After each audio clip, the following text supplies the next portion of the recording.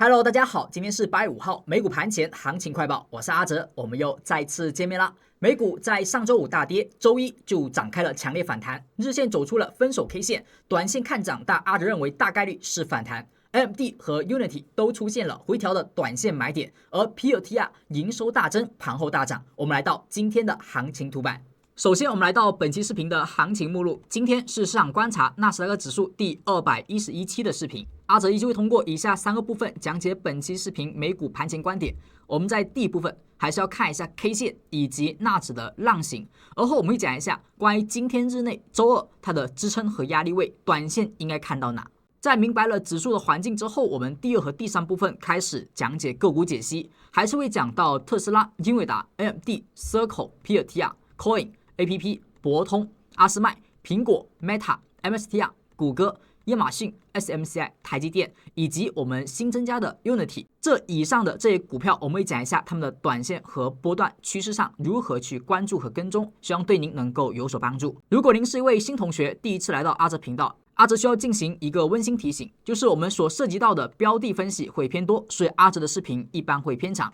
如果您不太适应观看长视频，或者说时间比较着急，阿哲的建议是，您可以点击底下的这个时间轴，在点开之后会看到本期视频所有内容所对应的时间表，那么点击对应的时间表，那么就会看到对应的内容了。希望这一个设置能够对您观看有所方便。我们来到今天的第一部分。上期的视频呢，我们讲过一个知识点，叫做光头阴线。当市场出现了一根 K 线，它是一根阴线，而它的最高价和开盘价是相等的，那么这种 K 线叫做光头阴线。它的出现一般象征要么市场即将产生砸盘，要么就是市场已经出现出货行为。那么这一个判定就是股价后续能不能去突破关头阴线的高点。那你会发现在关头阴线上周四产生之后，周五就立马发生了暴跌，而这种关头阴后下跌的行为一般意味着资金为出货的概率是极大的增加，砸盘的可能性会大大降低。那么这根阳线的上涨其实是超跌反弹的概率会更大一些，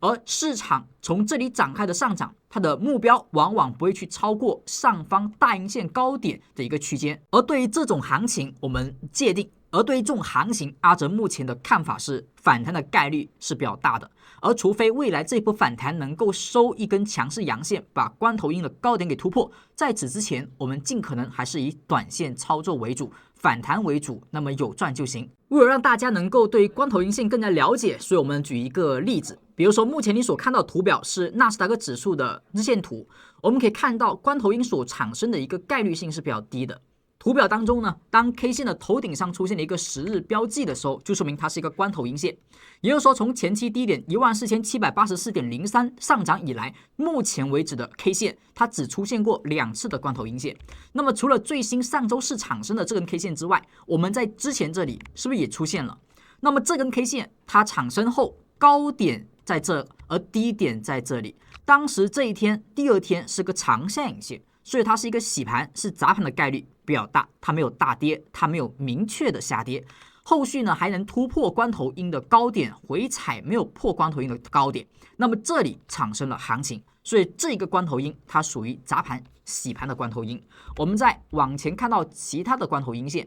那你会看到这一波行情当中，是不是图表当中有4根 K 线头顶上顶着10日，那么就是有4根关头阴线。那曾经这里它也是关头阴线产生之后，市场是不是也出现了下跌反弹？但反弹的空间呢，连它的阴线一半都没到，更不用说高点了，所以后续还有下跌。那么像这一个关头阴线，它就很明显是一次资金的出货离场了。那么这个关头阴线产生后，它没有出现明确的再次破位，而能够短期打破它的高点，所以这里产生了一个上涨，这是一个关头阴的砸盘行情。那像前期这里，市场出现了一个上涨反弹，但是关头阴高点没能过，那么这里你无法去完全判定它是一个有效的，因为它就略微的小阳线过去了，所以这里可能突破，也有可能是诱多，但是第二天就跌回来，所以走出了再一次的洗盘，再一次的下跌。唯有关头阴高点被有效强势突破时，我们才去看待新的有的空间出现，上涨出现，否则在此中的上涨，我们以反弹来对待会更好一些。所以明白了这个关头阴线的原理，我们看到最新的这根 K 线，它在关头阴后下跌，而且跌得这么厉害，它的出货的概率会比较大。目前上涨反弹缺口没有完全回补，而对关头鹰的高点距离尚远，所以短线操作呢可以看涨，并且有一定的空间，但要注意你做的是反弹而不是反转。反转呢，只有在关头鹰高点被击穿之后，我们才能够去这么去看待。而在此之前，在此之下，我们认为它是一个空间有限的上涨。以上呢就对于 K 线的分析。那么接下来我们看到纳指的浪形，在昨天的盘前解析、盘前广播当中，您会看到8月4号的内容。阿哲依旧讲到，这个压力点位目前依旧没有被突破，所以是有效的。关头鹰下跌来到了一个价格支撑，这个支撑我们一直有讲到。就是市场从浪形的角度所去测算的 0.382、0.5 和 0.618 的空间。这一次股价的上涨，关头鹰呢出现在了 0.618 的压力位附近，而后没能够去突破，涨开了这波下跌破位。破位的时候，它跌破了 0.5 的支撑，但是来到了 0.382 的支撑，没有去有效的跌破，而后止跌反弹。目前重新回归到 0.5 的支撑之上，那么你就要看一下它往上去走，上方的压力 0.618 它是还没有过去的，也就是说，除了关头鹰的高点之外，底下还有 0.618 21,289.8 这个压力还存在，还是要小心，它也可以作为一个目标位的看待。那么对于这个反弹，其实在指标上反应已经有所体现。上周周五的时候，30分钟龙头引力已经出现了低洼区和白 K， 所以阿哲说到引发反弹应该是没有问题的，就要看一下30分钟的反弹力度能不能够让彩虹带由空转多头。只要转多头，那么后续这个反弹持续性将会比较好。这个盘前解析，只要您是刚订阅阿哲的同学，未来一段时间内基本也都能够在美股开盘之前能够收得到。稍后阿哲会告诉大家如何能够每天开盘前领取到这条盘前广播。当下你所看到是纳指的30分钟图表，阿哲呢在盘前所讲到的图表就是目前你所看到的这一个走势了。市场在上周周五出现了大跌，当大跌之后呢，产生了一个白 K， 白 K 在阿哲的信号当中代表的是一个波段的超跌，它说明在一波下跌当中，你要去很关注这种 K 线的产生，一产生就说明有止跌需求，而底下它又出现了聚宝盆，聚宝盆低洼区在龙头引力当中也是波段低位的一种提醒，所以白 K 加聚宝盆是阿哲平时喜欢去看待的一个信号，30分钟、60分钟日线都能够去关注。而在本次的下跌后，它是在30分钟产生，而白 K 向上的突破，所以这个位置而后产生我们周一的反弹。那么目前的飘带由黄色转为了紫色，也就是说趋势上30分钟的趋势已经由波段的空转为波段的多，目前市场走出了上涨，而后没有明显的下跌信号，我们就依旧维持反弹看涨的状态，直到出现黄 K 的破位，亦或者是对于飘带的跌破，或者说飘带再次呢由紫色转为黄色，我们到时候要再次小心反弹的结束。假如这个飘带一直保持紫色，一直往上涨，没有出现任何的看空信号，那么我们慢慢的看到上方的关头阴线的高点，看是否真的有压力即可。所以当下我们通过指标跟踪30分钟是反弹延续，而通过 K 线呢知道关头阴线的高点是压力，再通过浪形我们也会知道 0.618 晨星一浪的位移空间目前也是没有被突破的，所以结合这些点，我们对于纳指的整体环境应该从短线和波段上有了一定的了解。而如果您是老同学，听到这里，阿哲希望大家不要忘记为阿哲视频点一个小红心，点一个赞。而如果您的时间比较宽裕，那么也希望您能够点击视频底下的评论区，留下您的一句宝贵评论，感谢老同学和财神的照常支持。而如果您是新同学，第一次观看阿哲视频，假如能够有所收获，阿哲也希望您能够一边观看视频，一边点击视频底下的订阅按钮，在点击订阅之后，底下会显示已订阅的字样，就说明你已经成为阿哲的订阅粉丝观众同学。接下来您只要顺手点开这个全部铃铛，那么未来阿哲所发布的每一期公开视频和直播，您都会第一时间第一刻收到阿哲的通知，这是订阅粉丝专属的权益，也感谢您的订阅支持。那么接下来我们来到下一部分，呢我们要讲一下日内的撑压，阿哲会在每天盘前为大家去告知这一个今天所关注的日内它有哪些支撑和压力位，你要去看到后续的个股解析当中，每一只个股他们在今天周二盘中关注的支撑和压力位，阿哲也会去给到，每一期行情视频都会给，所以这是一个阿哲持续跟踪、持续去进行挖掘的一个方向，希望对您也能够有帮助。这是空间的点位方面，我们来到日内撑压的图板，在图板的左侧是阿哲的盘前解析的全部内容。一般会分为3个部分。刚才呢是讲到一个盘前的指数观点，而后阿哲其实还有跟踪关于个股短线和波段上它的一些趋势和一些短线的交易。当然，这些个股阿哲在后续的视频当中也会去讲到，所以呢我们就不浪费太多时间去一一讲解。我们看到第3部分，这一部分呢才是关于指数和个股它们的点位测算。一般阿哲会给到纳指、特斯拉和英伟达在盘前的信息当中。那么这个点位怎么用？其实很简单，您看到它里面有一个高点的压力和低点的支撑，我们正常是用收盘价来去做对比。如果今天的收盘价能收在高点压力之上，则说明多头今天是强势的；反之，如果收盘在低点支撑之下，说明空方是强势的。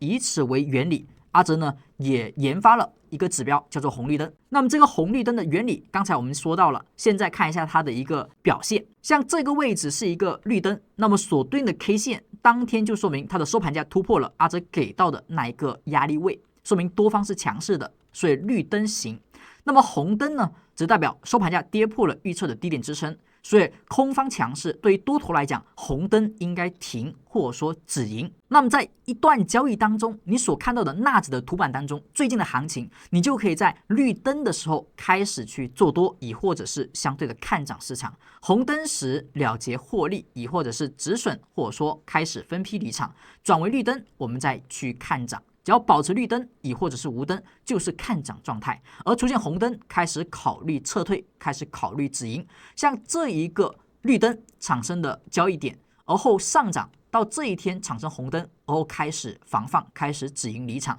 是不是可以规避这一波下跌？它不会让你买在最低点，卖到最高点，但是它会让你跟踪完一波上涨趋势，并且在风险明显的时候提醒你，而在风险又被消除的时候再次告知你。那我们看一下目前的走势，昨天的这根阳线是不是产生了一个绿灯 K 线？而绿灯之前呢是红灯，当然呢第一个红灯呢是在上周的周二出现了负阴线的时候，所以这里呢是一个红灯，开始提醒有风险要准备离场。而这个红灯说明股市呢在进行延续，在进行下跌。而昨天的这个绿灯开始产生，就说明了市场又有一个向上的动能，向上的一个上涨。那么这一天开始，是不是作为一个买点，作为一个看涨点？因为市场只要出现了红灯，说明空方很强；红灯之后，第二天如果立马接一个绿灯，则说明多方再次走强。昨天空方强，今天多方强，这种极致的转换，一般就作为短线的买点，就类似于前面这里红灯之后转绿灯为短线的买点，像前面这里红灯之后转绿灯作为短线的买点，那么这里也一样的作为短线的看涨点。这就是目前的市场依旧看反弹的开始，反弹的延续。而在反弹的过程当中，你就跟踪这个绿灯，它能维持多久，它能保持多久。我们看到今天的点位，低点支撑是20943.72，如果今天的收盘价跌破它，那么就会是红灯，绿灯之后转红灯，那么说明本次反弹在此停滞，那么风险就又来了。而反之，只要今天收盘价在这两者之间，或者说收盘价能够突破21165.1，那么就说明依旧是绿灯。那么在红绿灯的角度就比较简单明确轻松，只要不跌破预测低点，那么这个反弹就还没有到真正的右侧的风险，就依旧保持看涨即可。这是红绿灯的判定，也是我们一直以来每期视频都会去跟踪的，也是阿哲每天盘前会去更新的。那么这里阿哲要再提醒一句，如果您是刚点击订阅的同学，您可能不知道怎么去每天盘前领取到阿哲的盘前解析，那么阿哲的建议是，您可以在点订阅后，再点击下方的评论区，在评论区当中有一条置顶评论是阿哲所去发布的，那么您看到评论里面有一条链接，点击那链接之后，您就可以找到阿哲的 partner， 他呢也是一位非常有专业经验，在股票市场当中从业10多年的一位老师。那么这位 Jacky 老师呢，会为大家在后续的一个教学当中，会为大家在后续的一个盘前解析当中告诉大家怎么去领取这条信息，也会为大家去提供日常的一些技术分析的教学。同时也要做一个强调，就是我们的粉丝订阅福利不只是盘前解析，还有进阶支持以及内部直播。阿哲有专门为了订阅粉丝同学建立了一个专门的 Telegram 的群组，在群组当中，我们会每天去发送这个盘前解析和点位的测算，也会将一些内部的课程不公开讲解的内容和知识点为大家去进行分享。您只要在那个群组当中，就能够收获到这2重福利。所以找到 Jacky 老师，大家记得好好的沟通交流，有任何的知识点不懂的，也都可以询问。而如果有什么福利需要去领取的，也可以跟他进行友好的沟通。希望您在订阅阿哲开始，您对技术分析的学习就立马能够有所进展，能够立刻有所进步。那么接下来阿哲也讲一下我们的课程安排。如果您在我们的粉丝群组当中，您会收获到的，您会看到的内容是什么？除了刚才的盘前解析，还有我们的每周不重样、每月不重样的一些专题课程。像现在我们所进行的就是一个高手集训营，而我们本周所讲解的是高手的进阶之途。上周呢，我们讲过小白的成长之路，讲了一些基础内容，讲了一些相对实用的实战的知识点。如果这些内容您错过了，您并没有及时的学到，那么您也可以跟 Jacky 老师沟通一下，拿一下曾经的回放。那么本周呢，我们会更加进阶，讲到高手进阶的一个知识点。像今天我们已经讲过了反转黄金坑，明天呢会由阿哲去讲解短线的悬鹰战法，后续呢还有波段的蜻蜓点水、龙头股蛟龙出海以及龙头股的飞龙回首等等课程，都会在我们粉丝群组当中去分享，并且都不会公开为大家去讲解，而是您需要去拿到这个私密的链接。那希望以上内容能够对您有所帮助。那接下来我们来到个股解析环节。在前面第一部分，我们对于指数有了一个了解。那么现在我们来到个股环节，第一只标的是特斯拉。在我们对于目前的市场有反弹预期的情况下，你就要去关注一些个股的波动，或者说一些个股的强弱之分。像昨天的特斯拉和指数做一个对比，你会发现指数走了分手 K 线，指数走了一个强势的阳线反包，而特斯拉却并没有，而是一个10日星。那么就说明特斯拉相对于昨天的指数环境来讲，它不算强势，整体来讲甚至呢有些弱势。在连续的阴线下跌，跌到了前面低点，有了一个破底翻的动作之后，它翻的力度是不太够的。整体来讲是一个10日星，并且没有反包，连阴之后一个10日星的反弹。那么这个动作之下无法确定止跌有效，只能说反弹，而且反弹力度是不如整体市场平均水平。所以目前这一个10日星不构成短线的买点和看涨点。上方的压力呢可以看到 310.63， 而我们看一下短线的资金和动能方面。目前我们所看到是特斯拉的日线图表，在图表当中你会发现它有一个彩虹带，彩虹带呢是阿哲专门用来看趋势的指标。像前期如果它是一个黄色带，说明它的波段中短线是一个空头，而目前处于紫色带，说明在趋势上它通过本次的一个上涨回调，已经走到了一个相对中期短期看多的局面，只是最近的这一波下跌比较强势，所以它的趋势飘带从刚开始往上去发上，到目前又走为收敛，而一旦它的收敛转为黄色，就趋势上来讲又会再转变为空方。不过目前的整体它的一个飘带呢是走平的，所以整体的多空博弈呢是平衡的。目前特斯拉它就是走一个震荡行情，那震荡行情呢就是涨上去容易跌下来，跌下来容易涨上去，整体上方有支撑，下方有压力，而目前底下出现了一个绿灯。红灯之后为风险，绿灯之后呢整体为机会，所以这里呢可以看反弹。反弹的压力除了刚才所讲的那个点位之外，上方呢还有这个彩虹带的压力，它大体是在317这前后。而我们的红绿灯呢，因为是10日星的原因，所以它不构成太强的买点信号，我们就要跟踪它的绿灯后能不能保持绿灯，能不能再出现比较好的实体阳线，可以构成看涨点。但是因为它的首次反弹比较弱，所以它不作为主要的做多的本次的目标。我们看一下它的预测值，特斯拉的低点支撑是306.13，高点的压力是315.249，关注这两个价格。如果今天收盘直接跌破306.13，那基本不用看了，就是一个绿灯转红灯，再次的走为下跌的点。而除此之外，只要保持在这之上，还能够认为这里呢上涨是在延续的，但是力度呢要有所变强才行。否则如果一直保持弱势，那其实也不太值得去做多。以上呢是特斯拉的分析，那么接下来我们来到英伟达。目前所看到是英伟达的图表，英伟达呢在上周出现了一个回踩了 171.09， 而后收出一个下影线。那么在本周周一呢又再次走出了一个强阳反包，是不是比特斯拉就强很多？那么这个反包把影线吃掉，构成了一个类似于早晨之星的状态。但是因为目前的价格走势因为比较高，所以这种早晨之星呢是不具备一个见底信号的，最多就算是上涨的延续。而当下呢是又再次站回到 178.54， 那么这个点位要守住，要去确认是否本次能够突破有效。如果收盘价再次的跌破 178.54， 那么说明这个空间价位走到这里还是没有突破。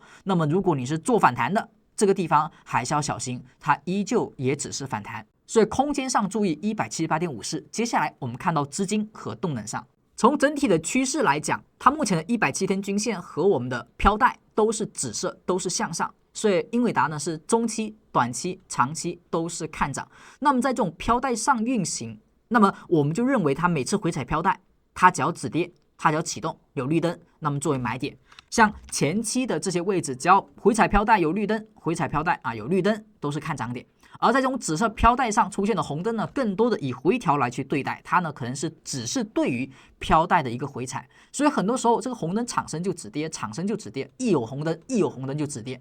那么我们在上期视频当中讲过，目前是还没有红灯，而后回踩飘带再走出绿灯，所以这里的英伟达还是作为回调的看涨点，只是买点上可能不如之前的红灯转绿灯，但是也作为延续看涨点。它中间到目前为止是没有红灯的，所以没有红灯说明每次的调整力度都还算能够接受，不算很危害到短期的多方的力度，所以很容易又走出上涨。现在我们依旧去跟踪低点的支撑是 177.26， 高点的压力是 182.94。 目前的英伟达依旧是强于指数，因为指数出现红灯它没红灯，而指数有绿灯它也有绿灯。接下来我们再看到 AMD 呢在回踩了支撑 168.56、166.19 这个区间之后出现了止跌，而后昨天出现了上涨。那么阿哲这个图表呢并没有去及时的更新，但是我们知道上期视频讲过，这里有一个支撑，它这里撑住了，反包了。那么短线上来讲，我们就依旧认为跟前期这个位置是类似的，依旧看涨，只是前面走过了2波上涨，这一次的上涨点你要去确认一下，它究竟能够有多强，是否能够保持像之前那样子调一调往上涨就能够涨这么多，是吧？止跌之后涨就能够这么涨。如果这个位置止跌后的上涨它不能够像前期这样保持这种突破之后的上涨，那么这里它也容易成为行情的衰竭阶段。所以我们在看到它的资金和动能，我们去持续的跟踪。当下我们所看到是 AMD 的日线图表，前期呢是回踩过这个飘带，而后走出长线影线止跌，是吧？红灯转绿灯为买点。而目前是不是又出现了回踩，但是它没有踩飘带，所以这一点呢是不太好的，说明这个回撤呢整体力度可能还没有完全释放。而结合指数目前的一个反弹预期，它可能这里还会有一个下探的一个需要。但具体的我们就跟踪一下，目前的绿灯出现就说明它构成我们飘带上的一个买点。好，那既然是买点，那么短线看涨，这里不是波段是短线看涨就继续短线跟踪。我们看一下预测值，今天的低点支撑 175.17， 高点的压力是 179.47， 关注这2个数值。如果今天直接出现反向跌破 175.17， 那么我们就要小心，红灯之后依旧往飘带的方向去看，就看它是踩飘带上沿还是中轴乙或者是下轨。但是趋势目前依旧向上，只是这个买点结合指数目前环境有点像是短线反弹买点，所以这里呢也尽可能仓位不要放太多，而后先不以波段上涨来去看待这个买点。以上就是对于第一部分和第二部分我们的讲解。目前呢讲了特斯拉、英伟达和 AMD， 那么第3部分我们会讲一下以下的个股。那么这些个股呢因为数目比较多，所以阿哲呢大部分可能花的时间会短一些，而我们主要讲的是日内的撑压以及趋势的方向。那么第一只标的我们看到 Circle，目前所看到是 Circle 的图表，因为这波下跌的级别呢开始越变越大，所以我们尽可能目前等待日线的止跌，而后再去看涨。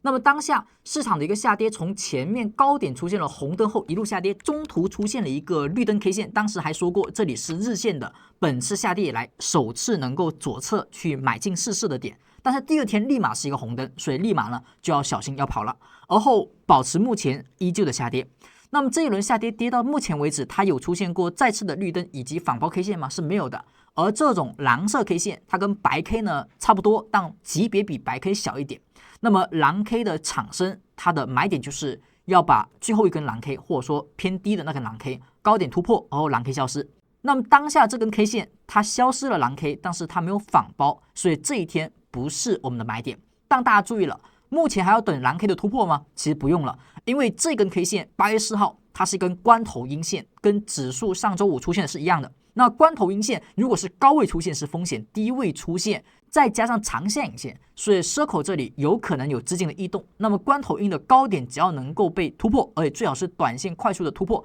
这里一旦产生这个信号，就作为我们的再一次抄底买点，是日线级别。所以这个关头阴产生之后，你就有一个标准，它的高点作为关键的反手位，它的高点作为关键的压力线，也作为日线的进场点。而我们看一下它的绿灯的产生会在何时出现？看到今天的预测值，低点的支撑是 150.86， 而高点的压力是 168.46， 关注这两个数值。我们看到下一只股票是 P2TR，P2TR 呢在今天盘后出现了一个上涨，那么这个上涨呢在技术面上其实也能够有买点出现，这个呢算是还是比较不错的看涨点，因为它出现了一个飘带向上行时出现了红灯转绿灯。我们之前一直在提及这个买点，包括趋势上 AMD 它的买点也是出现了飘带的回踩，而后上方都没有踩破，就出现了一个红灯转为绿灯，是不是作为之前的看涨点？那么这次也是如此，出现了回踩飘带，这里是红灯，而后有长下影线，没有跌破上沿，再次出现绿灯，这就作为一个红灯转绿灯趋势飘带紫色上的买点。所以这个位置是否能够去买到是可以买到的，但是我们知道主要呢还是这个财报的原因，所以呢这个买点就相对还是有赌的成分，但整体技术面上是有发出了看涨信号。而我们看一下今天呢肯定是一个绿灯，这都不用说，但我们还是给一下点位吧。低点支撑是 159.295， 高点的压力是 162.765， 这个点位测算它是纯计算，它是不会受到任何的影响而波动的，不管今天是大涨大跌，它就是这个点位，所以今天呢为绿灯的几率就肯定是最大的。那么我们只要持续去跟踪，它最好不要在后续出现红灯，它最好不要在后续财报后出现红灯就行了。我们看到下一只股票是 Coin， 那 Coin 呢在最近的下跌也是财报后出现了大跌，而后上方走势下呢，其实也没有出现这个绿灯 K 线整体走势它把飘带由紫色变成了一个黄色，那黄色带一出现，就说明趋势由中期的多头转为中期的空头，而底下呢是蓝 K， 蓝 K 目前在保持，而目前的下跌出现了晕线，是一个好的现象。我们说晕线产生时，说明下跌有停止，整体的力量再次出现凝结，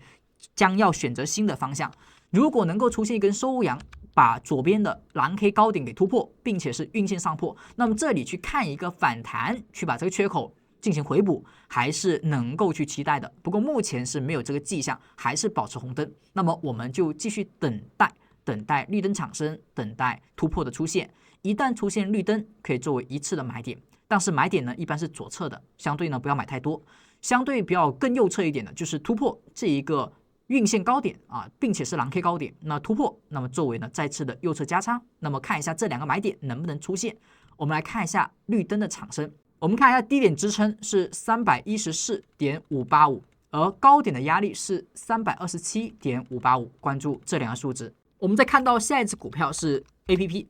APP呢，它也再次出现了一个看涨的绿灯，回踩飘带是一个红灯，红灯转绿灯为看涨点，跟之前这里一样，红灯转绿灯为一个看涨点，它的趋势飘带也是向上的，而后170呢也是向上的，所以之前我们就说过它呢处于一个趋势相对的低位，只是它能不能启动就是另外一回事了。最近呢有点要启动的迹象，有了一个跳空缺口，有了一个相对的绿灯、红灯、绿灯整体的波动是在变大的。像绿灯、红灯、绿灯之后，如果下一根 K 线能够是上涨阳线，我们更多能够看涨，或者说后续回调尽管做多。而如果今天收一根阴线，变盘就容易是下跌，那么后续呢，只要小心下跌的产生。所以今天最好是上涨阳线买点的话呢，也是有红灯转绿灯的买点。我们跟踪一下今天的价格，低点的预测是 381.599， 高点的压力是 408.5 1.971，关注这两个价格。下一只股票我们再看到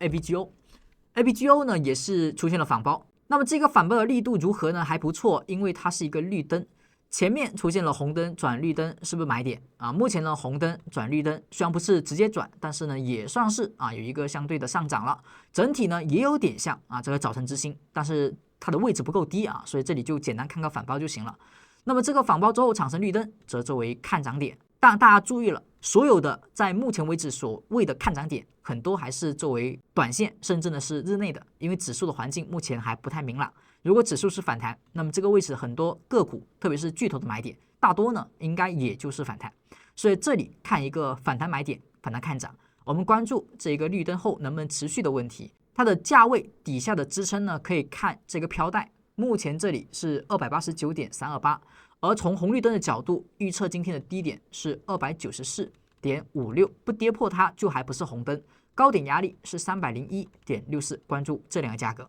我们再看到下一只股票是阿斯麦，阿斯麦呢目前是彻底转空了，因为它的飘带呢是慢慢的在发上，而且发上之后这个力度是绝对够的，它很难的在后续通过一次上涨能够去把它击穿。而你会发现的是，股价下跌之后，这里呢是连续的红灯转绿灯之后呢开始反弹，而高位出现了绿灯转红灯，那么这里呢出现了风险后下跌。我们之前也是在这个红灯的位置出现的时候，告诉大家尽可能这个反弹就结束了，不要去随便做了，而等待下一个绿灯。昨天出现了一个绿灯，而这里它也有一个10日星加上上涨的阳线，所以这个位置它也算是一个早晨之星。而阿斯麦的早晨之星结合它的位置是下跌的，并且下方是低洼区，所以这个地方你可以认为是一个不错的波段看涨点或超低点。那么这一个低点的地方，我们的防守位一般早晨之星的买点就是股价最好能够收盘突破这一天的高点，而后用这一天的低点作为防守，这是早晨之星真正在低位的时候，你去博弈它是一个底部的时候的一种买点，最好是放量的阳线的突破是最好的。出现早晨之星不是说直接买最好是等待突破之后买，而出现的当天你作为买点呢就买的少一点，因为这是还未被确认过的买点，属于左侧买点。那么继续跟踪一下它的预测值。高点的压力是702.68，关注这两个数值。我们再看到下一只股票是 AAPL 苹果。苹果呢，目前经过了连续的阴线下跌之后呢，它昨天是出现了这个飘带由紫转为黄色。那么紫转为黄色产生，我们认为它的趋势则由多头转为空头。那么它其实也是一个晕线，只是这个晕线呢不是很标准，是不是一个大阴线之后又来一个大振幅的 K 线，只是没有超过这个低点而已。目前是蓝 K。那么结合晕线组的话，我们还是更加等待蓝 K 消失，蓝 K 突破再去看涨。所以昨天的苹果呢，也不作为看涨点，类似于特斯拉一样，虽然有所反弹，但反弹力度整体入为大众个股和指数，所以不作为主要的做多抄底的对象，这一点大家要注意。看一下它的低点是连绿灯都没有连特斯拉都不如了，所以目前的苹果呢依旧处于红灯的范畴。我们看它今天的预测值，低点支撑是202.513。高点的压力是208.718，关注这两个数值。我们再看到下一只股票是 Meta 呢，在昨天出现了高位的反包，前期财报发布之后，而后大涨，略微回调它这是一个红灯转绿灯，是一个相对要获利止盈了，但是反向又出现了红灯转绿灯。那么前面是绿灯转红灯，相对的是一个卖出信号，要获利止盈，而后又出现了红灯转绿灯，这里呢是一个买进的看多信号。然后大家注意了，这个地方它出现了绿灯、红灯、绿灯，是一个3色颜色变换，所以下一根 K 线我们更加界定它是一个变盘方向。如果下根 K 线是收涨的，那么这里呢我们更加明确这个买点持续去找买点即可。而如果下一根 K 线是下跌的、收跌的，那么出现红灯之后，我们就要离场，要小心这里的变盘还要往下，就要小心它对于飘带还有回踩的需求。我们看一下今天的预测值，低点的支撑是767.39，高点的压力是785.83，关注这两个数值。看到下一只股票是 MSTR 也是跟 Coin 一样它呢飘带由紫色转为黄色，只是它跌得更深，转得更快。昨天虽然有所上涨，但是蓝 K 消失，但是蓝 K 没有突破，所以它这里不构成蓝 K 的抄底买点，但它构成了一个红灯转绿灯的看涨点。从前期下跌以来首次出现绿灯，而且是红灯大跌后第二天立马转绿灯，所以这根 K 线呢后能够看涨，只是不太好的一点就是上方的飘带离得有点远，它这里最多上超跌反弹，而它的170天均线已经开始由向上走为转平，甚至有点向下了，它回到了170附近，但没有跌破170。所以在中长期结构来讲，170天线没有被有效破坏之前呢，回在170附近，我们去找买点是 OK 的。所以这里呢，相对还算低位啊，在170被破坏之前还算低位，出现买点，那么就作为买入信号。那么看看反弹，上方的一个空间有一个缺口的压力，以及上方呢有个飘带的压力，这个飘带的下沿是409.86啊，关注这两个压力位即可。我们看一下今天的预测值，今天的低点支撑是377.72，高点的压力是401.54，关注这两个数值。我们再看到下一只股票是谷歌。谷歌的整体走向也是在回踩飘带之后出现了10日星，而后走了一个反包，也是一个比较标准啊、比较形象的我们所说的早晨之星。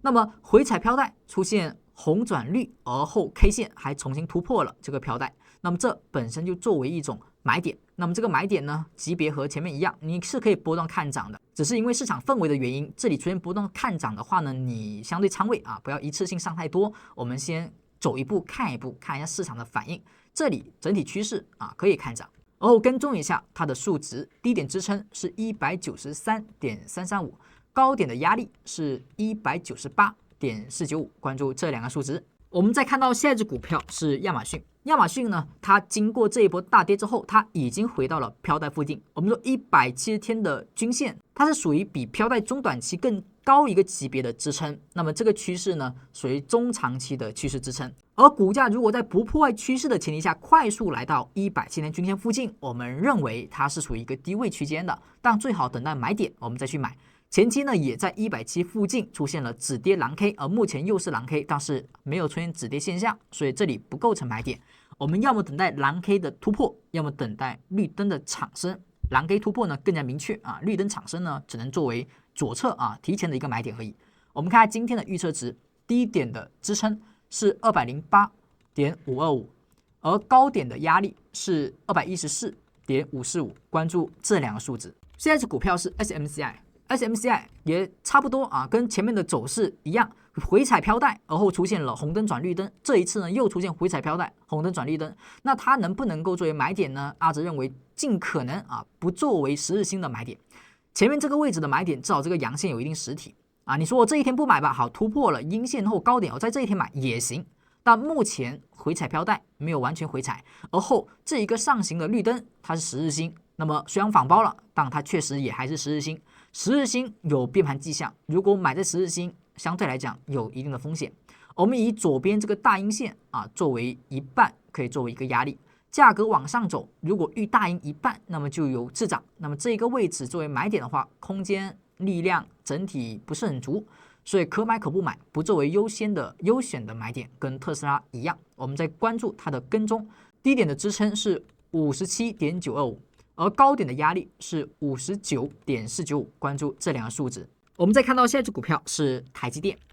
台积电整体回调的力度有点深啊，差点跌破了飘带的下沿，但是没有完全跌破，连续2个绿灯之后出现了一个反包的阳线啊。昨天很多股票是这种形式，就左边呢是大跌，而后右边呢是反包。那有些是10日星长下影线的反包呢，还是可以关注的，它就会构成一种类似早晨之星的状态啊，至少呢也是反包 K 线的状态。那么这根阳线就相对来讲比特斯拉啊，或者说比刚才所看到的 SMCI 就整体强一点，因为它至少是有实体，然后有反包，有绿灯，只是没有突破这个飘带的上沿，所以可以作为一个看涨点，但是整体信号不明确，最好能够突破上沿，上沿是239.579啊，这个价位是要涨上去才更好的。前期回踩它是没有跌落出来，直接就作为买点还是 OK 的。